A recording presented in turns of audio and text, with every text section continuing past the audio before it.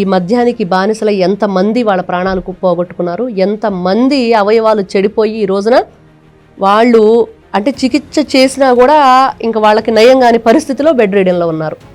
ఎంతమంది ఆడపడుచుల తాళిబొట్లు తెగిపోయినాయి. ఎంతమంది ఈ రోజున వైసీపీ నాయకులు ఆ డబ్బుని కొల్లగొట్టి మనీ రూటింగ్ చేశారు, మనీ లాండరింగ్ చేశారు. మరి ఇప్పుడు మీటింగ్ పెట్టిన పేర్ని వెంకట్రామయ్య అలియాస్ నాని గారు చెప్పాలి. క్యూఆర్ కోడ్ అప్పుడే ఉంటే మరి ఈ దొంగలు ఇప్పుడు ఎందుకు దొరికారు? అప్పుడే దొరకొచ్చు కదా. అంటే మీరు సరైన పరిపాలన చేయలేదా, సరైన క్యూఆర్ కోడ్ పెట్టలేదా, సరిగ్గా మీరు అప్పుడు పరిపాలన కొనసాగించలేదా? మరి దానికి ఒప్పుకోవాలి కదా.